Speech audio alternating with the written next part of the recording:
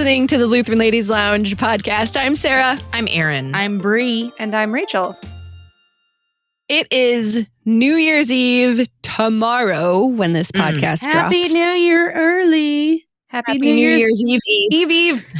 Jinx.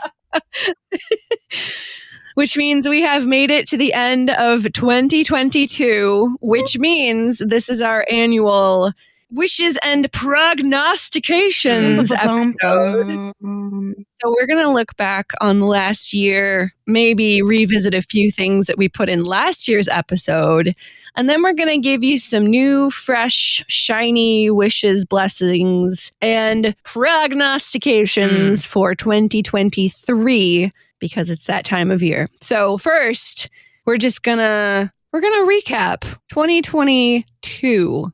And I remember when we did this episode for the end of 2021, we were like, holy moly, how did it get worse than 2020? And then it did. And it was really rough. Like 2021 was super rough. And then before we started recording, we were all like, what even happened in 2022? Like, I don't remember most of this year. Medically induced coma to cope with the stress of it all. Yeah. Didn't sleep. Yeah. I know stuff happened. And actually, I mean, stuff started opening back up from the COVID shutdowns and everything. Things started happening again. And I think that's partially why I don't remember anything because my schedule got, what was it? We hit, was it Memorial Day or Labor Day? I think it was Labor Day. We hit Labor Day and my calendar was all of a sudden full through like the end of November. And I didn't know how it happened. We are so busy right now. It is so crazy. Like every evening. Right now, my husband is running 2 sets of children to 2 different events. And somehow, like, all the isolation and loneliness of the pandemic is gone. It's gone. People still get sick. Yeah. But I don't know. Part of me misses the quiet, but a large part of me just looks around and goes, I'm in a Walmart without a mask and there are people here. That's pretty cool. You know, and it's just wonderful. Like church is back. Schools are back. It's good. So I guess if I were to sum up 2022, it would be, could have been worse. It could have been worse. For real.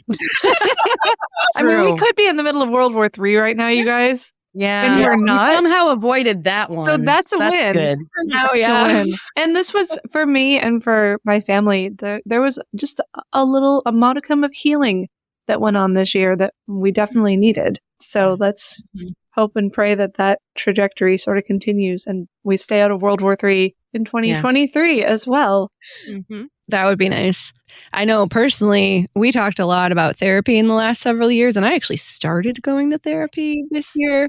And let me tell you, that has been such a journey. It's been great. It's been hard, but it's been great.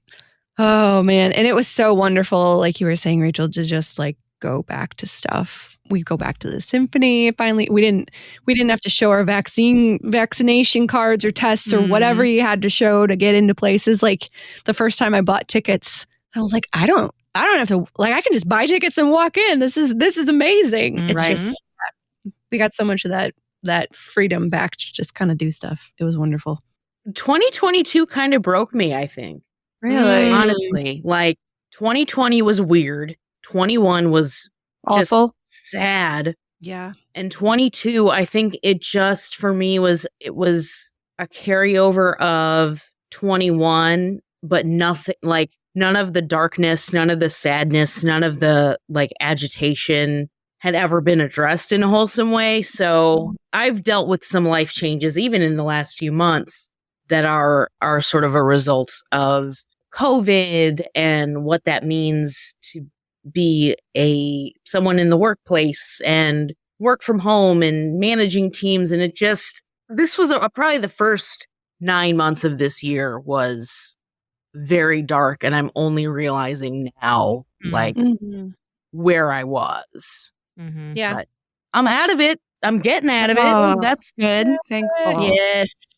Yeah. I don't know. That resonates because at the end of 2021, we had 3 family funerals in 3.5 months, all on my husband's side of the family. So like last year at Christmas, I didn't even look at our Christmas cards. They just sat. I didn't even open a lot of them. They just sat on the table because I couldn't process any of that. So we spent several of the first months, and this is maybe I don't remember. We spent several of the first months of 2022 just like processing all of this like loss that had happened during 2021. It was, whoa. But you know, the Lord is faithful. We're getting through it. Yes, ma'am. Yeah.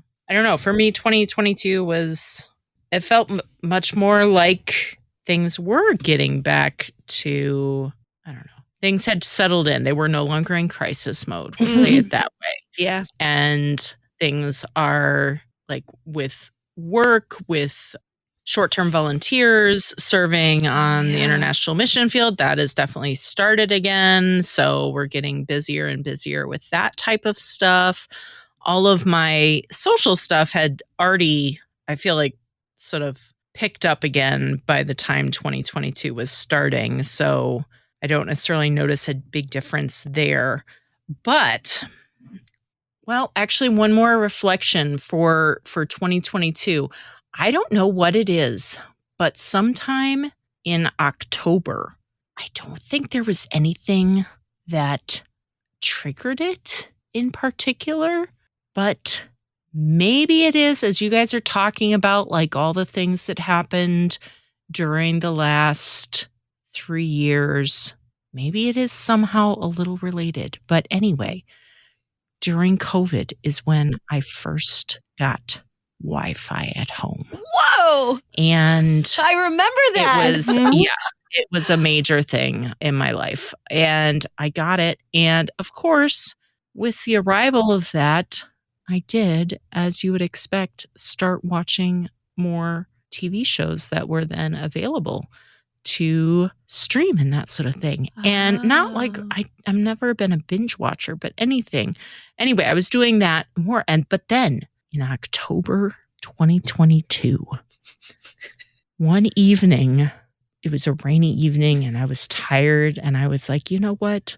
I'm just going to have a quiet evening at home. I'm just going to read. And I only read. And all of a sudden the next day, it was a Saturday night. And the next day on Sunday, I was like, that's the first time I've had a quiet reading only evening in forever. And I haven't watched TV since. Oh, wow. I just haven't turned it back on. I keep every night. I'm just like, oh, I'm going to enjoy another reading night, or I do some other thing. But anyway, so it wasn't that I intentionally decided I'm finished with TV. I just sort of stopped all of a sudden. You know, that's so interesting. Yes, I'll tell you why in a minute. Okay. Well, anyway, I was just like, at first I thought there was nothing to it, but I don't know. Maybe it is a little bit of processing out of the whole COVID TV times, because definitely watched more TV. I also read more, but like I was just home a lot more. And coming out of that in 2022, I'm not home as much. And so then when I would be home, I would be watching TV, and all of a sudden I lost my taste for it. And so I've been reading or working on this little hobby project thing that I have. And anyway, it's been great.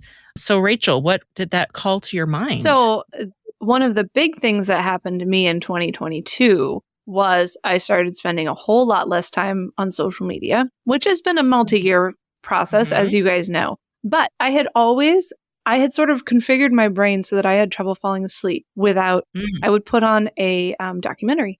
And I was staying with my parents for a month in January, and the Wi-Fi in the guest bedroom upstairs is terrible. And so I just picked up a book and started to read, and I fell asleep faster. And I was like, okay, let's do this. So now my phone spends the night on my husband's nightstand, and I read every night before bed. And I use it to read my old hard books. I'm sure I've talked about this before, but I want to look back on a year of gratitude. Like, I basically lost my attention span for a long time, but now it's back. I've read Pilgrim's Progress and Augustine's Confessions and Paradise Lost, and I'm on my second time through Dante's Divine Comedy now. And I read, what else did I read? Apostolic Fathers. Like I'm going to read, I've got a whole list of books that I'm going to read during this special me time. I don't get me reading time. Mm-hmm. It's really noisy in my house all the time. Mm-hmm. And I'm very busy. But this has been a really precious time. But also this was the year when we canceled our Netflix. And we also canceled our Disney Plus. And we've cut our streaming services more than in half within the last year. And it has actually been a really wonderful thing. It's allowed us to practice a lot more discernment with what viewing we do. And it's been very liberating. There's sort of this like stick it to the man feeling that you get when you cancel a streaming service. That is like, the first thought you have is like, am I allowed to do this? Can I do this? I can't do this. And I will do this. And guess what I just did? So that has been a movement, a positive movement, I think. We're still screen junkies in my house, very much so. But, we watch a whole lot more classic movies now and a whole lot less whatever it is that streaming services are serving up, which lately has seemed very not worth the time. So that was a really positive thing for me. Yeah. Really positive. Like, thank you, Lord, for making this change because it's been so enriching. Yeah. Yeah. So going into prognostications then. Wait, you had a comment as well. I see. I want to revisit Rachel's prognostication before we go into this year's. Oh, okay. Because it relates to screen time and social media.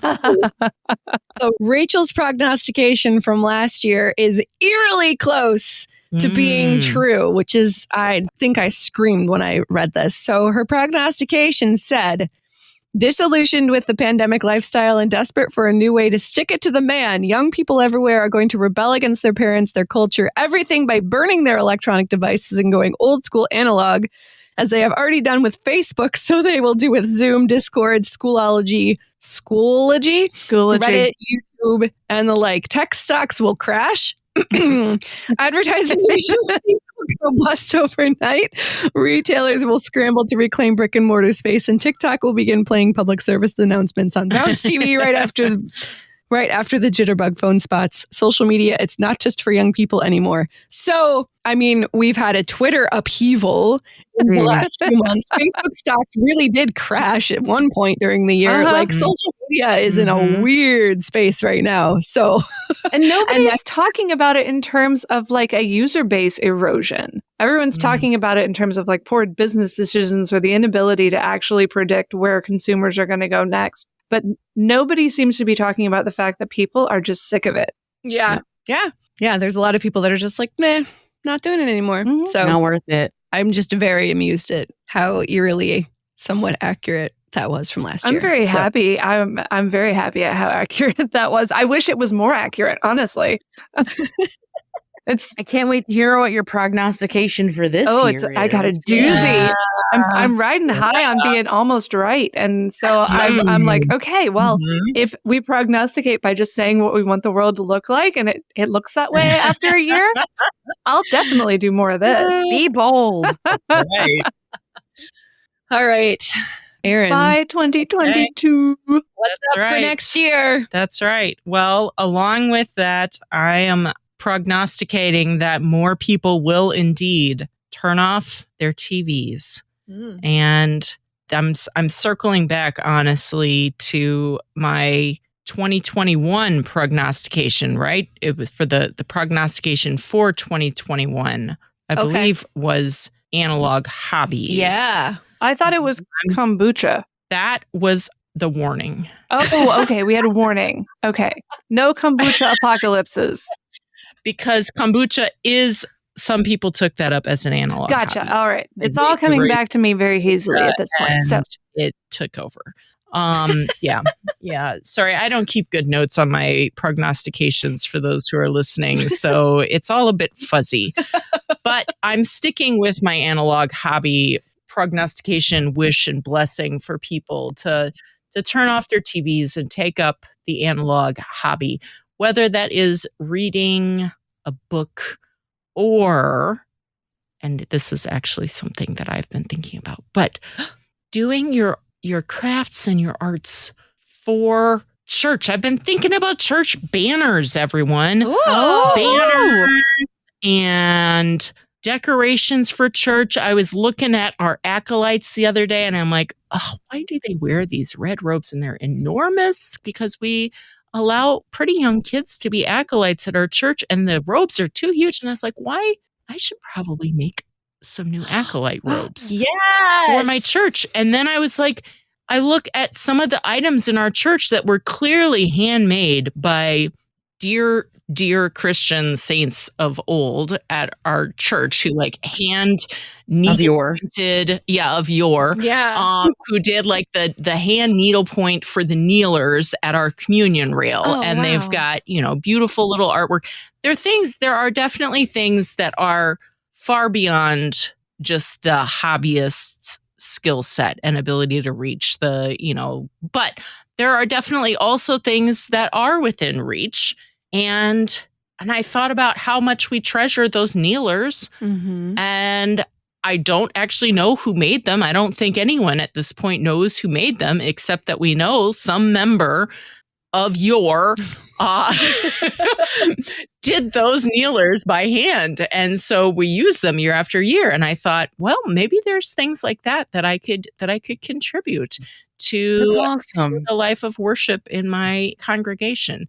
And maybe there's things like that out there that you guys can do as well and that our listeners can do. And everyone's got different skill sets. I'm not saying everyone has to now make something for their church, but maybe some of you do have a particular thing where you could help make a banner or help make an Easter wreath that you're going to hang on the church door come Easter time as people are walking in. So that's my prognostication, that people are going to look at not just hobbies to entertain themselves, but also what are ways that they could do that to be a blessing to others. Oh, that's beautiful. Awesome. There's a woman at my church who took up flower arranging this year. And her arrangements are like way prettier than anything you would ever get at a florist shop, in my opinion. And just seeing her sort of take this artistic expression and turn it into a gift for the whole church has been really, really wonderful. And of course, that's not my gift. I'm sure there's something, maybe a good newsletter article. Yes. You have a great newsletter, Rachel. I'm not gonna lie. Well, I love you talking about the women of yore, because there was a time when paraments weren't something you ordered from a catalog. They were something that the women of the church spent hours laboring over as a gift to God. And nowadays we just think of them as, items on the budget. Flair. Pieces of flair. Right. So, I would love to see some original Erin altar liturgical fiber art hanging up. Heck yeah. I mean, some Sarah Gulseth liturgical fiber art would be pretty wonderful as well. Let's be real, guys. Yeah. Yes. Felting. Well, and how many churches have been beautified by people's green thumbs, in the flower beds and all sorts of ways that you can help to cultivate your own skills and analog hobbies while serving and beautifying the church. Oh, I love that. Yeah. And it's one of those things that I also was thinking about, the fact that I attend a church, Messiah, that it's a beautiful old giant stone cathedral style church building. And the pieces that are in there, it would be incredibly expensive today to find someone that could recreate that sort of thing, because the level of artistry and handcraft that went into that is not small. Yeah. And there's just not a lot of people out there today that have that type of skill set. However, whatever type of church you go to, that's always been part of the life, at least of the Lutheran Church. There's always been things that we do to add to the beauty of the worship space. Even if it's a very simple worship space, there's paraments, there's banners, there's the flowers, there's the outside of the church with, the plantings. And, even if it's in a strip mall sort of a church building where you're just using space there, you can still have a planter out in the front with some flowers growing it. There are always small things that you can do to add beauty to the existing space. And don't forget baking. Yes. Oftentimes, if you want to learn to bake, it requires, basically people to help you eat what you bake. And the church can help you with that. It's true. And I think some of the more interesting recipes, I mean, I would love to get better at pastries, but there will be a lot of things to get eaten that shouldn't all be eaten by my family. And the church is there for me. Exactly. Christmas ornaments. Christmas. Our Christmas are falling apart. We need to have a craft party this year. Exactly. Yeah. Exactly. So there are projects out there, and you should take your time with it. If you're making it for church, but take the time to do your best with it. But I encourage those out there that have that. Not everyone does. You don't have to. But for those of you out there that do have the love of making things with your hands in some fashion, I encourage you to use this year to see what you can make and contribute it to your brothers and sisters in your congregation. I love it. All right. I think I'm up next. Okay. I went short and sweet this year. I feel like I did a long list last year, but in 2022 fashion, one of my goals in my life this year was to lower my standards a bit, because I tend to have very high standards for myself, and therefore I just go a little too extra. So you don't say. Nobody's surprised, right? So in this new mindset, I got short and sweet. So I've got 3 wishes and a 1-sentence prognostication. So here we go. Okay. So first of all, I think this is similar to one that I had last year, but I think it's still very relevant now that everything has opened up, that we would learn to build more margins in our lives and allow rest for ourselves. I know that is something that I have hit up against really hard in the last several months, that all of a sudden everything opened up. And then my calendar was... You said yes to everything. I said yes to everything because, for the last year and a half, there was nothing. Exactly. And then everything happened and I was like, yeah, let's do the things. And then I looked at my calendar and I was like, I have no free weekends for 3 months. What just happened? So this is partially a reminder to myself also that it's okay to say no to stuff. It's okay to literally schedule rest on your calendar and just don't do the thing. It is okay. And I think we all kind of need that reminder to give ourselves that rest that we all felt when everything was shut down and we were like, oh, this is nice to not do the thing. It's okay to not do the thing. It's okay for all of us that we would learn to do that in a healthy manner. Number 2, therapy, guys. It is just great. If you're on the fence about it, I recommend that you do it. I know it's really hard to get. I waited I was on I don't even know, 3-month wait list for my therapist. It was worth it though. It is hard, but if there's stuff, we've all been through stuff in the last couple of years. And if it's affecting your ability to function, that's the sign to just find somebody and talk. And it has been great for me. But my encouragement to consider therapy, if it's been somewhere on your radar, to just do it this year, because it's hard, but it's great. And number 3, friends. I think there's been a lot happening, when stuff shut down and then we couldn't see people and it was weird hanging out virtually with people, and then everything came back to normal-ish and we all started hanging out. We couldn't make eye contact for a while. You remember that? Yeah. Yeah. It's just, it's the whole in-person relationship stuff has been weird, but also, I don't know, maybe it's just me getting older, but the value of friendships and of actually putting effort into them, I think has been a very important thing for me to realize recently. And just making the effort to show up for people, having those, even I don't know, I think I heard this in a podcast somewhere, but it's quality over quantity. I think a lot of times when we're younger, we're like, I have 20 friends and I'm going to hang out with them every weekend. But I'm a little older and wiser now. And I have smaller groups of friends, but we know each other. We trust each other. I can ask them for anything. And I mean, you guys are included in that too. Oh, thanks. The wish is that we would find good and decent friends who would stick with us through thick and thin, because we've all been through thick and thin. The weep with those who weep, rejoice with those who rejoice. I think that is something that's going to be high on my priority list in the next year, and my wish for other people as well. So now my prognostication, super short and sweet.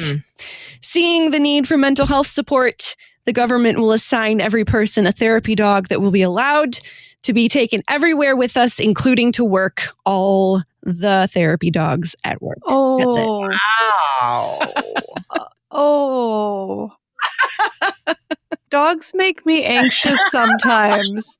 Can I have do that? Can I have a Yes. how about I told my kids once, don't bring me a comfort dog when I'm old and infirm. Bring me a comfort baby. Can I have a comfort baby? Comfort baby. We can do comfort babies. All right, therapy baby.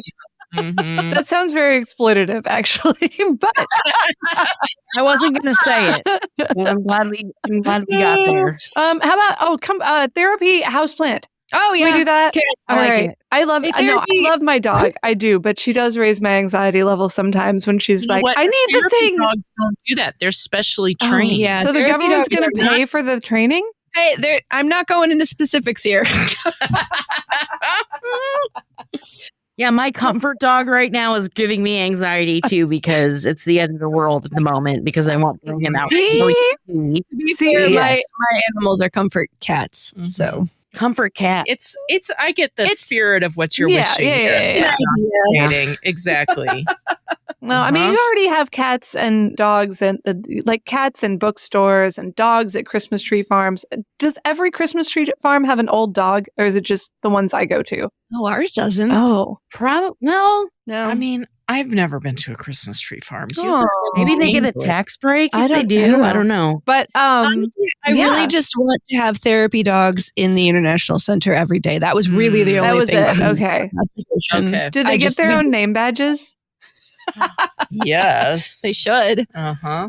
I just really want therapy animals here. I think I would work a lot better if I could just like hold Just bring your dog to work. while I'm Bring your dog to work day. Yes. All yes. right. Okay. I can see it. That one is actually plausible.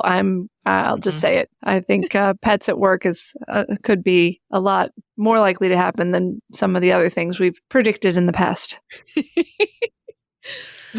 All right. Who's next? Bree, I think you're next. Thank you. Here's my prognostication for you all, and it's steeped in absurdity as one does, and I hope you enjoy it. Right. It's 2022. Life is wild. We survived a global pandemic, political unrest, and heinous gas prices. They're finally under $3 here in Missouri, guys. Oh, come on out to the Two East Coast and so you'll nice. sing a different song. But I'm so Oh. happy for you. So happy. Robots are making Van Gogh paintings of our faces. The QR code has made a full-on comeback, and people are eating whatever they can off of giant hunks of wood. Mm. First, it was cheese boards, which I mean, those things date back to the 50s, probably. Like, cheese boards are like a thing. Cheese and crackers, it's a thing, right? Then people got fancy and they added smoked meats to it and made charcuterie platters. But then, like, people went absolutely insane and they started doing things like bagel boards with bagels and different like spreads and toppings, and they did like s'mores boards with similar concept. There are hot dog boards and waffle boards. People opened up LLCs and started their own companies because they realized they're really, really good at arranging food on things. Pinterest became relevant out of this, and this is all sort of culminated in recent days where some genius decided that it would be a good idea to smear butter all over a cutting board, sprinkle some salt and flowers on it, and serve it with breads and crackers to create what we know now as the butter I'm Googling board. this right now. I've never love heard it. of this. I actually, Oh my gosh, it's so good. if I could eat butter, I would be all over that one. It's actually, I applaud that This one, is but like it truly A is getting snapshot out of our hand. personalities right here. That is So it's like, if I could eat it, I would do it. Rachel's like, I've never heard of this. I'm going to Google it this very second. but I'm looking at the pictures here and I'm very intrigued. You're not mad. You can't be. Oofta. It's That's brilliant. a lot of butter. Yeah. But that sums up, I think, the absurdity of the trend and where it's going. So, hence my prognostication. Here it is. Capitalizing on the popularity of this trend, the BuzzFeed Tasty family of restaurants, TM, will unveil its newest concept, All Aboard, a food board restaurant featuring a menu of 50 tasty entrees. All Aboard has something for every palate. I see what you did there. I feel like it is very plausible for somebody to open up Oh my goodness, yeah. food truck like that. I don't know. I almost Googled it, but then I didn't want to disappoint myself because I'm almost positive something like that exists already. All Aboard. I love the name. It's a great name. Oh, that's great. I love it. I think they're all train themed. Oh, that would make a lot of sense. Yes. Here we have the All Aboard restaurant that gets your food to you fresh, whisked along a complex rail system right to your table. What? This sounds cool too. Train sushi. But they do that. But I like your All Aboard better. Yes. Especially because it involves a lot of butter. Probably. Yeah. Excellent. Do you have a blessing too? I do have a blessing. And I kind of copied Rachel because I saw that she had shared a psalm. And I also went the route of a scripture passage. And I'm just going to read it because I think it kind of speaks for itself. Yeah. And this is from Luke chapter 6. And this is Jesus speaking here. But I say to you who hear, love your enemies, do good to those who hate you, bless those who curse you, pray for those who abuse you. To one who strikes you on the cheek, offer the other also. And from one who takes away your cloak, do not withhold your tunic either. Give to everyone who begs from you, and from one who takes away your goods, do not demand them back. And as you wish that others would do to you, do so to them. If you love those who love you, what benefit is that to you? For even sinners love those who love them.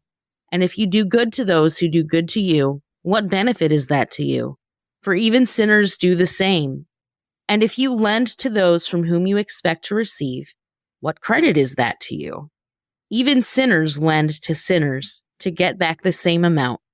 But love your enemies and do good and lend, expecting nothing in return. And your reward will be great, and you will be sons of the Most High, for he is kind to the ungrateful and the evil. Be merciful, even as your Father is merciful. That's kind of how I want to live my life next year. Beautiful. And it's really relevant, too, because the thing that none of us is prognosticating, but that is actually probably legit going to happen, is 2023 is going to be the year when fewer people go to church, and when Christians are regarded as a little bit weirder, a little bit out of the mainstream, when there may be some cursing and some hating and some taking away of things and some enemies. And Jesus has anticipated that. He prognosticated that in this world we would have tribulation. And he hit the bullseye. He's like, on that okay, one. I know this is coming. I know this is coming. Here's what you do when it comes. Love your enemies. Yep. Be merciful. Bless those who curse you. So, but that's not my prognostication because that was Jesus' prognostication. And I defer to him on that. Would that our prognostications be his prognostications? And because if he says it, it's going to happen. Yep, that's true. Yep. All right. Well, I got a prognostication, and I'm pretty happy with this one because it goes along with the gloomy bit I just said, but there's a positive upside to it. So I'll just read what I wrote down, and we'll see what we get at the end. Inspired by the 2022 National Youth Gathering, where they spent approximately 22 hours a day in worship, service, and fellowship with other Lutheran young people, the youth of the LCMS will lead the way in spending way more time at church in 2023. There may be fewer cars in the parking lot these days than there were a decade ago, but the cars that are there will be there a lot. As a result, churches will begin to reconfigure and remodel their interiors to reflect this all church all the time aesthetic. There will, of course, be sanctuaries, fellowship halls, Sunday school rooms, and offices, but there will also be showers for washing up between that workday and the worship service that follows it. Please. There will be locker rooms for stowing a toothbrush, a change of underwear, or a spare Bible for impromptu Bible studies, because you never know when those are gonna pop up. There will be bunk rooms. Yes. So you can take a nap between activities, or if the weather's really like dodgy, you could like come the night before and sleep to make sure that you don't have to stay home because of sleet. Yeah, bunk rooms. And yes, there will be comfy lounge spaces for hanging out with all your family of God family. That's right, folks. You may have thought that those Lutheran Ladies lounges were an obsolete relic of the 1950s and 60s, but they are back, baby, in a big way. Or at least they're going to be back in 2023, if I'm right, which I really, really hope I am. Oh, I'm sure you're going to be right. I love this. Do you know how many times I have ridden? I know I'm in a weird category, but do you know how many times I have ridden my bike to church, which I know like nobody does. Or we've gone to church early because Luther has to teach choir. And so I go with him and then I go for a run and then come back and then we have Wednesday night service. And I have thought, man, I wish there were a shower here. Yeah. So I am fully on board with this idea of showers and locker rooms at a church, because do you know if there's a shower in that building? I haven't looked in the basement. But I would encourage, no, and this is why I say this. I would encourage you to ask, only because my husband's vicarage congregation, there was a shower somewhere in the fellowship hall, and I did see it with my own two eyes, but I would not have known that it was there if somebody didn't tell me. We don't have that big of a facility. I don't think there's a shower. Well, there. I'll tell you, I actually held back on my prognostication because this was inspired by my daughter, who was mentioning the fact that we were at church 3 separate times on the same day. Yeah. Which is a normal thing for us. Remember about the whole world opening it up and things getting busy. It's not unusual for us to have, confirmation and choir practice and Bible study and midweeks and, be there back and forth all afternoon and evening. But she said something about, well, maybe in the future the church will be like, have apartments and be like a monastery only for families. And I was like, I would actually sign up for that given my current lifestyle. If I could have a couple of rooms like on the premises, that would make things a lot simpler with as much as we're back and forth. And I would probably love that. Now, I know that's basically a parsonage, but like parsonages for everybody, that would be fun. Well, and like Easter weekend and Christmas weekend, like the whole nap in between stuff is you might as well pitch a tent out back on the lawn for not worth even going home. Like Easter weekend, you could basically just stay at church the whole time. Like get there Thursday before Maundy Thursday and then just stay straight through. Because we Triduum camp meeting. Let's do it, people. Yes.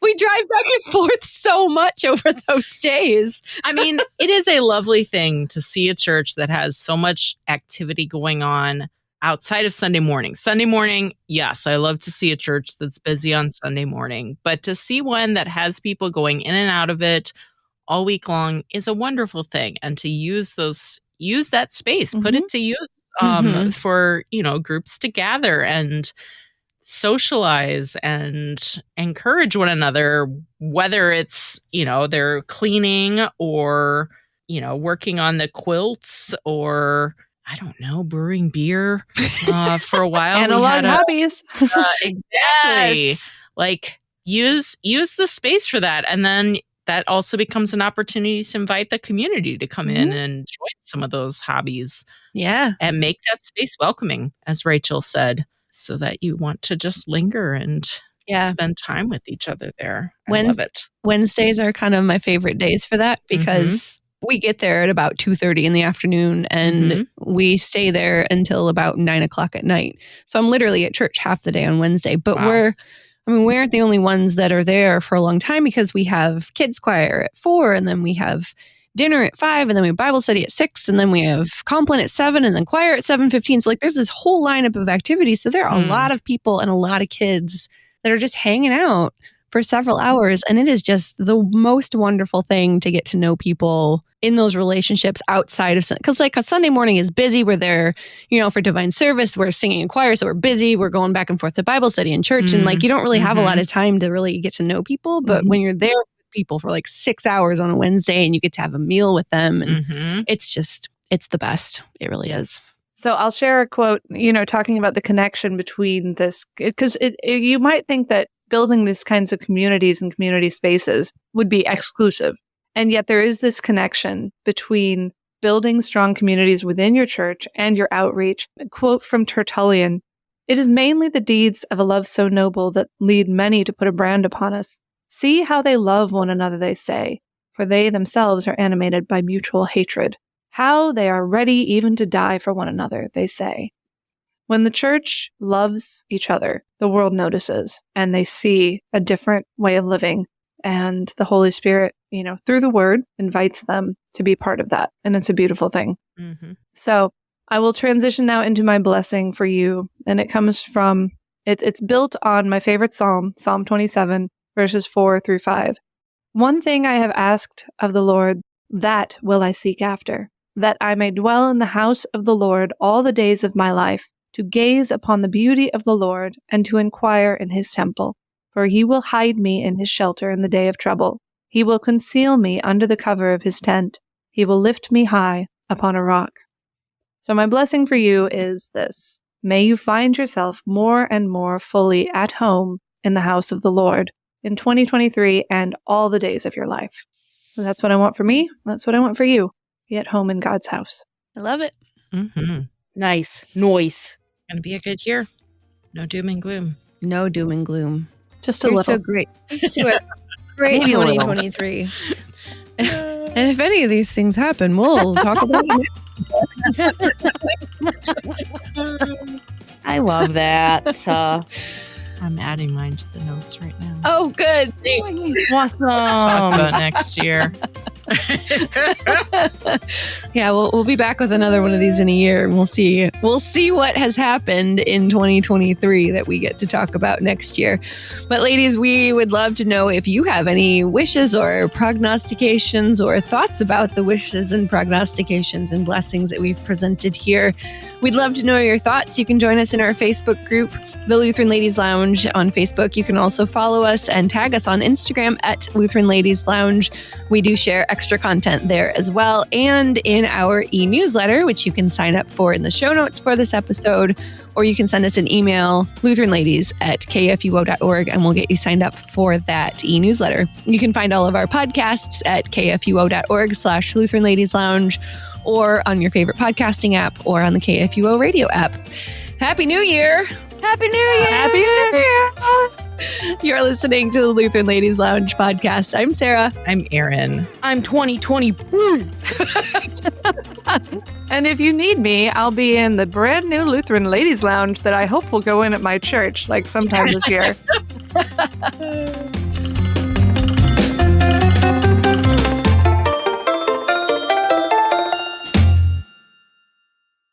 Views and opinions expressed on the Lutheran Ladies Lounge podcast may not represent the official position of the management or ownership of KFUO Radio, the Lutheran Church Missouri Synod. The Lutheran Ladies Lounge is produced by KFUO Radio and available at kfuo.org or wherever you get your podcasts. Don't forget to hit that subscribe button and leave a review for us too. If you love the Lutheran Ladies Lounge podcast, consider financially supporting our producer, KFUO Radio, so we can keep doing what we do. Find out how at kfuo.org/give.